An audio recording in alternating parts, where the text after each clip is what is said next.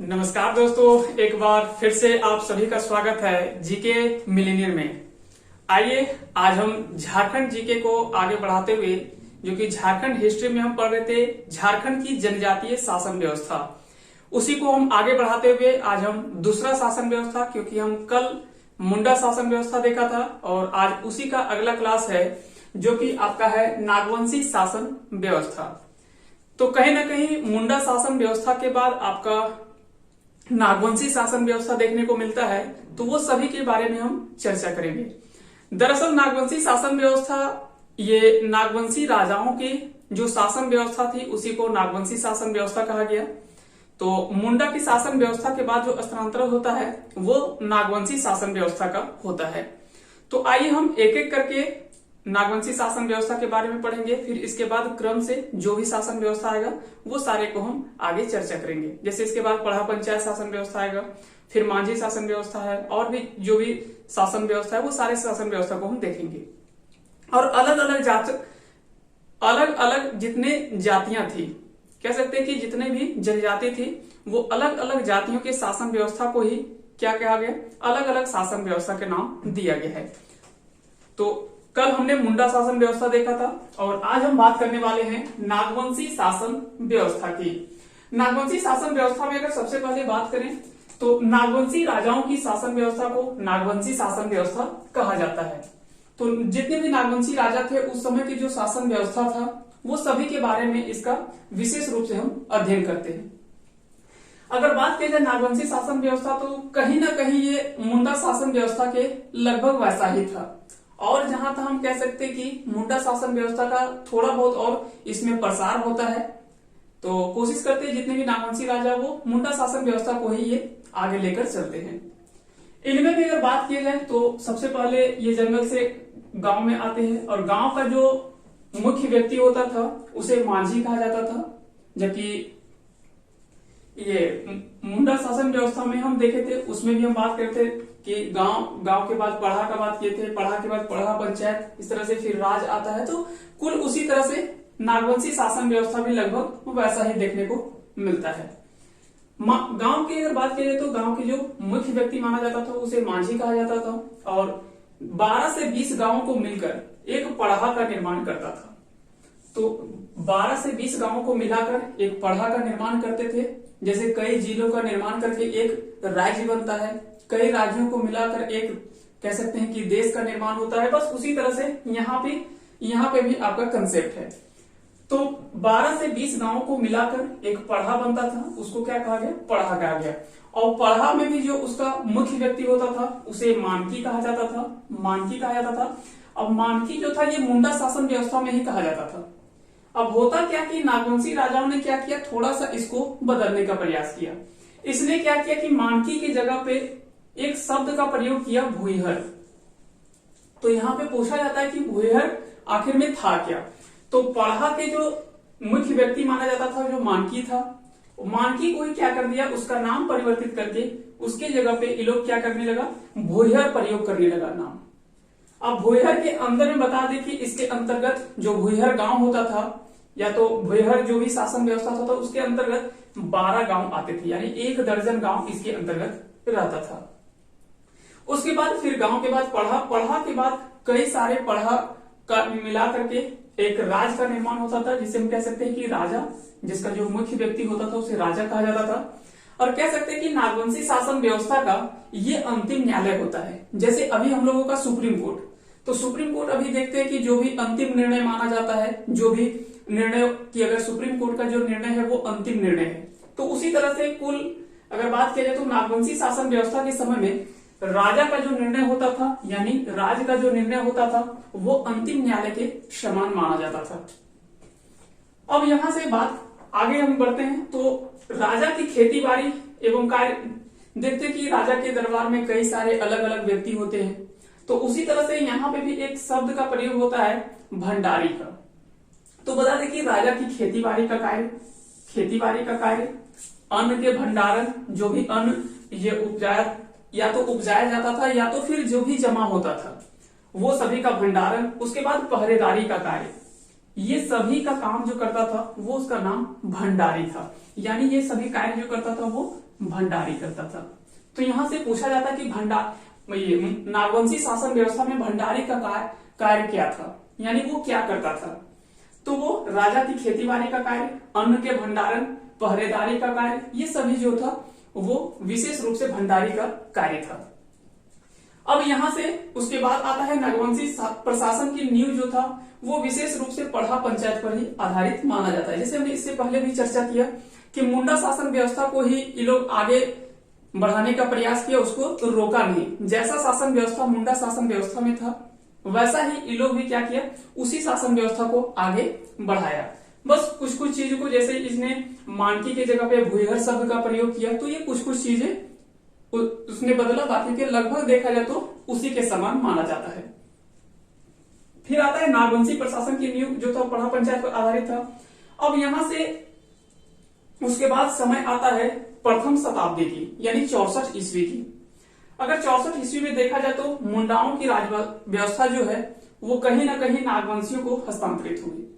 और इसी समय में आपका एक याद होगा प्रथम नागवंशी राजा जो कि फणिमुकुट राय, वही सबसे पहले नागवंशी राज्य की स्थापना करते हैं। तो नागवंशी वंश के संस्थापक भी माना, पूछा जाता है कि नागवंशी शासन के मतलब ये संस्थापक कौन थे, तो वो कौन थे, फणिमुकुट राय। और इन्होंने क्या किया था, सुतियांबे को अपनी राजधानी बनाया था। किसने बनाया था, तो सुतियांबे को अपनी राजधानी बनाया था फणिमुकुट राय ने। तो प्रथम नागवंशी राजा जो थे फणिमुकुट राय। तो यहां से क्या होता है कि मुंडाओं की जो राज व्यवस्था थी वो नागवंशियों की शासन व्यवस्था में परिवर्तित होता है और फिर यहां से आ जाता है नागवंशी शासन काल का। तो अगर पूछा जाए कि नागवंशी शासन व्यवस्था कब से, मतलब ये मुंडा शासन काल से हस्तांतरित होकर कब होता है, तो 64 ईस्वी, लगभग प्रथम शताब्दी के 64 ईस्वी में मुंडा की राज व्यवस्था जो होता है वो नागवंशी शासन व्यवस्था में परिवर्तित हो जाता है। नागवंशी काल में भी अगर बात किया जाए पूर्व की जो भी कर व्यवस्था था, चाहे वो भू व्यवस्था था या तो फिर कह सकते हैं कि शासन व्यवस्था जो था वो लगभग मुंडा शासन की व्यवस्था की जैसा ही पहले से चलता रहा। और ये कब तक चलता रहा, तो पहला से लेकर 16वीं शताब्दी तक लगभग वो उसी तरह से चलता रहा। अब यहां से आता है कि नागवंशी काल में क्या होता है कि जो भी कर व्यवस्था था, जैसे जो भी टैक्सेस वगैरह का बात आता है, कर व्यवस्था देने करने का, वो सारे कर व्यवस्था, भू व्यवस्था यानी जो भी जमींदारी जमीन जगह जमीन का जो भी व्यवस्था था वो सारा, उसके बाद शासन व्यवस्था, ये सारे शासन व्यवस्था भी वैसे ही चलता आ रहा था। लेकिन इसमें प्रथम हस्तक्षेप जो होता है वो आपको देखने को मिलेगा 1585 में। होता क्या है कि नागवंशी शासन व्यवस्था पहले से वैसा ही लगभग मुंडा शासन व्यवस्था की तरह चला आ रहा था, लेकिन 1585 में पहला हस्तक्षेप इन लोगों को देखने को मिलता है वो मुगलों के द्वारा। मुगल क्या करते हैं, पहला हस्तक्षेप डालते हैं, क्योंकि जो भी राजा थे उस पे क्या होता है कि कर जो होता है वो थोपने लगते हैं, यानी कर लेने लगते हैं। और नागवंशी शासन व्यवस्था में एक व्यवस्था था कि राजा को कर देना पड़ता था मुगलों को, लेकिन राजा जो था वो किसी व्यक्ति से कर नहीं लेता था। तो ऐसे में क्या हुआ कि राजा के ऊपर काफी दबाव बढ़ने लगा, और राजा के जब ऊपर दबाव बढ़ने लगा तो कहीं ना कहीं राजाओं ने क्या किया, अब जितने भी जनता थे यानी ग्रामीण जो था वो वहां से उन लोग से कर लेना शुरू किया। तो इस तरह क्या होता है कि नागवंशी शासन व्यवस्था में पहले तो व्यक्ति को जो था वो जागीरदारी व्यवस्था था, यानी वो अपना जमीन का हक या तो फिर जो भी अपना उपजाते थे वो सभी अपने पास रखते थे। लेकिन बाद में क्या होता है, जब नागवंशी राजाओं पर मुगलों के द्वारा अतिरिक्त कर थोपने लगते हैं तो क्या होता है कि दबाव इस पर बढ़ने लगता है, और दबाव बढ़ने के कारण से ही क्या होता है कि धीरे धीरे वो कह सकते हैं कि जो भी वहां के जनता रहते हैं, ग्रामीण रहते हैं, वो सभी से कर लेना स्टार्ट कर देता है जो भी वहां का राजा होता है। अब लेकिन यहाँ पे एक चीज था कि जितने भी चाहे वो मुगल सैनिक थे या तो बाद में अंग्रेज आए, वो सभी क्या था कि अनियमित रूप से कर व्यवस्था उन लोगों को मिलता था। यानी कर जो था वो अगर आके दबाव पड़ा उस पर तो वो कर दे देता था, फिर अगर चला गया तो फिर वो कर नहीं देते थे। तो इस तरह से अनियमित कर व्यवस्था था, यानी जो भी कर देता था वो लोग बराबर रेगुलर नहीं देता था। तो वहां से क्या होता है कि अनियमित कर व्यवस्था जो था इसी का नाम दिया गया नजराना या पेशकश। तो बहुत बार पूछा जाता है कि नजराना या पेशकश क्या था, तो कह सकते हैं कि नागवंशी शासन व्यवस्था में जो अनियमित कर व्यवस्था था, यानी जो कर व्यवस्था जो बराबर लगातार नहीं देता था, अनियमित कर व्यवस्था को ही क्या कहा गया, नजराना या तो फिर पेशकश कहा गया। अब यहां से क्या होता है, मुगलों द्वारा जो राजाओं से नजराना जो लिया जाता था, यानी पेशकश जो लिया जाता था, उसे क्या कहा जाता था, तो इसे मालगुजारी कहा जाता था। तो यहां से भी आपका प्रश्न अलग अलग तरीके से पूछा जा सकता है। तो पहला नजराना या पेशकश क्या होता है, तो वो कह सकते हैं कि अनियमित जो कर व्यवस्था था वो आपका नजराना या तो फिर पेशकश कहलाया। जबकि अगर बात की जाए मुगलों द्वारा जो राजाओं से नजराना के तौर पर मतलब जो भी लिया जाता था, टैक्स जो लिया जाता था, उसे मालगुजारी नाम दिया गया। तो यहां से मालगुजारी और नजराना पेशकश क्या होता है, उम्मीद करते हैं आप सभी को समझ में आ गया होगा। अब हम आगे बढ़ते हैं। समय आ जाता है 1616 ईस्वी का। जानते हैं कि जब क्या होता है कि कर जब बराबर अगर नहीं, रेगुलर नहीं मिलता है, तो जानते हैं कि मुगल शासक जहांगीर का समय था, तो जहांगीर ने क्या किया, देखा कि जो कर था वो नियमित रूप से नहीं आ रहा था। तो वैसे में क्या होता है कि 1616 ईस्वी में छोटा नागपुर खास के राजा जो थे वो दुर्जन साल थे। तो दुर्जन साल को क्या किया जाता है कि वहां से गिरफ्तार किया जाता है, यही क्योंकि कर जो था वो नियमित रूप से नहीं मिल रहा था। और उसे क्या किया जाता है कि ग्वालियर ले जाया जाता है, और ग्वालियर में लगभग उसे 12 वर्षों तक कैद करके रखा जाता है। तो बहुत बार पूछा जाता है कि छोटा नागपुर खास के राजा दुर्जन साल को कब गिरफ्तार किया गया था, तो वो 1616 ईस्वी में। और कहां लेके गया था, तो उसे ग्वालियर में कैद करके रखा गया था और 12 वर्षों तक कैद करके रखा गया था। अगर नाम पूछा जाए कि मुगल शासक कौन था, तो वो जहांगीर था। अब जब कैद करके रखा जाता है तो फिर दोनों के बीच में आपसी तालमेल होता है, बातचीत होता है। उसके बाद 6000 रुपया वार्षिक कर के तौर पर देने का बात करता है। उसके बाद फिर उसे मुक्त कर दिया जाता है, यानी वहां से उसे छोड़ दिया जाता है। अब यहां से क्या होता है कि जितने भी शासक थे वहां से आता है। उसके बाद मुगलों का धीरे धीरे क्या होता है कि प्रभाव कम होना शुरू होता है, और यहां से जो प्रभाव बढ़ना शुरू होता है वो अंग्रेजों का प्रभाव बढ़ जाता है।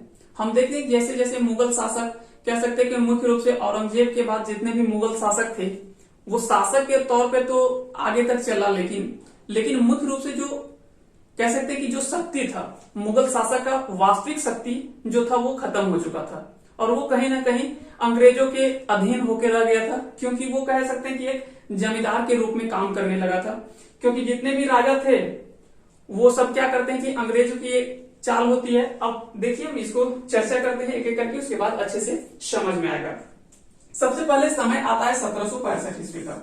1765 ईस्वी में कह सकते हैं कि इस क्षेत्र में छोटा नागपुर खास या तो फिर जो भी झारखंड में नागवंशी शासन व्यवस्था के काल में अंग्रेजों का प्रवेश होता है। सबसे पहले अंग्रेज यहाँ पे प्रवेश करते हैं, और प्रवेश करने के बाद क्या होता है, उस समय पटना काउंसिल जो होता है वहीं से सब कुछ हैंडल हो रहा था। यानी उस समय जो भी काम कार्यभार वगैरह या तो फिर जो भी टैक्स वगैरह का बात होता था, कर व्यवस्था का, वो सारा क्या होता था पटना काउंसिल से संचालन होता था। लेकिन देखा कि वहां पे क्या कि नियमित रूप से कर नहीं आ रहा था। देखा कि यहाँ से नियमित रूप से कोई कर नहीं दे रहा, तो कर वसूलने के लिए लोग क्या किया, तरह तरह के कई कार्य करना शुरू किया। अब यहां से एक समय आता है 1773। जानते हैं 1773 ईस्वी रेगुलेटिंग एक्ट। अब रेगुलेटिंग एक्ट के तहत कई सारे अलग अलग कानून बने, कई सारे नियम बने। अब वहां पे क्या होता है कि जब देखा कि नियमित रूप से कर नहीं मिल रहा है, तो ऐसे में एक व्यक्ति को क्या होता है कि यहाँ पे भेजा जाता है। जो व्यक्ति था एसजी व्हिटली। तो बहुत बार पूछा जाता है कि एसजी व्हिटली कौन थे, तो ये बता दें कि झारखंड में आने वाले प्रथम सिविल कलेक्टर थे। और ये कब आए थे, तो 1773 ईस्वी में। 1773 ईस्वी में आते हैं एसजी व्हिटली, जो कि प्रथम सिविल कलेक्टर थे। अब यहां से क्या होता है कि लेकिन देखा जाता है कि एसजी व्हिटली भी इस चीज को सफल नहीं कर पाते। यानी कह सकते हैं कि जो कर अनियमित रूप से मिल रहा था उसको नियमित रूप से ये भी नहीं ले पाए। यानी कह सकते हैं कि जो अगर दबाव पड़ा तो वो अपना कर दे देते थे, जैसे उस पर दबाव हट गया वो फिर चूक लगा देते थे। तो इस तरह से नियमित कर कोई नहीं देता था। और एसजी व्हिटली को जब लाया गया यहाँ पे, तो ये भी कहीं ना कहीं सफल नहीं होता है। तब उसके बाद क्या होता है कि अंग्रेजों ने एक दिमाग अपना रचता है, और कह सकते हैं कि वो लोग जितने कई तरह से अपना जो भी अधिकार था, या तो कह सकते हैं कि कर लेने के लिए वो कई सारे नियम या तो हर तरह से अपना वो कार्य उपयोग कर लेते थे, कई तरह के दिमाग भी चला लेते थे। तो उसने एक शुरुआत किया 1793 का अस्थाई बंदोबस्त। तो ये दरअसल एक अंग्रेजों की चाल थी, क्योंकि उस समय क्या होता है कि देखता है कि जब कर व्यवस्था नहीं मिल रहा है तो ऐसे में हमको क्या करना चाहिए। तो वहां पे क्या करता है कि 1793 का एक अस्थायी बंदोबस्त व्यवस्था आता है। वहां से क्या किया जाता है कि अंग्रेजों ने राजाओं को क्या किया कि अब तुम्हें जो भी यहाँ पे क्षेत्र है वो सभी का जो कर व्यवस्था है वो तुम्ही को ये मतलब लेना है सबसे, और वहां से जमींदार बना के उसे छोड़ दिया जाता है। यानी सभी जगह के राजाओं को क्या होता है कि अब कर वसूलने के लिए बना दिया जाता है, और कह सकते हैं कि उसका जो उन्हें अधिकार था वो सारा भी कहीं ना कहीं छीनता चला जाता है। और आर्थिक रूप अगर वास्तविक रूप से देखा जाए तो जागीरदारी प्रथा जो था वो जमींदारी प्रथा में परिवर्तित हो जाता है। इस तरह से कह सकते हैं जो भी अपना जो व्यवस्था था पहले जिस तरह से अपना एक स्वतंत्र रूप से कार्य करते थे या तो स्वतंत्र रूप से जिस तरह से संचालन सब कुछ करते थे वो सारा खत्म हो जाता है, और एक जितने भी राजा थे वो सिर्फ जमींदार बन के रह जाते हैं। यानी कह सकते हैं कि कर उगाने का काम इन लोगों का रह जाता है और उसका जो शक्ति था वो कहीं ना कहीं छीन हो जाता है। अब यहां से क्या होता है जब देखता है कि लगातार नए नए कानून नए नए नियम आते जाता है अंग्रेजों का, तो यहां से क्या होता है कि जितने चाहे वो राजा हो, महाराजा हो, मुंडा हो, मानकी हो, ये सभी जितने भी चाहे वो पढ़ा पंचायत के शासक हो या राजा हो, सभी की शक्ति क्या होता है कि धीरे धीरे विलीन होता चला जाता है और वास्तविक रूप से कह सकते हैं कि अंग्रेजों का पूर्ण रूप से आधिपत्य हो जाता है। और इसी तरह से जब अधिक शोषण होना शुरू होता है तो कहीं ना कहीं कह सकते हैं कि जो भी जनजाति हमको आंदोलन देखने को मिलता है, ये सभी प्रभाव जो था वो कहीं ना कहीं यही सब देखने को मिलता है। तो इस तरह से कह सकते हैं कि नागवंशी शासन व्यवस्था जो था वो मुख्य रूप से इस तरह से चलता है, और ये था नागवंशी शासन व्यवस्था का। मुख्य रूप से हमने कोशिश किया कि आपको कम समय में और सारे चीज को समेटते हुए एक चीज का प्रयास किया कि आपके समय सीमा के आधार पर आपके पेश मतलब किया जाए, और हमने कोशिश किया। तो अगर आपको पसंद आया होगा आज का क्लास तो हमारे चैनल को सब्सक्राइब करें, लाइक करें, और साथ ही साथ अगर अच्छा लगे तो अपने दोस्तों के साथ शेयर भी करें। आप सभी को एक बार पुनः धन्यवाद।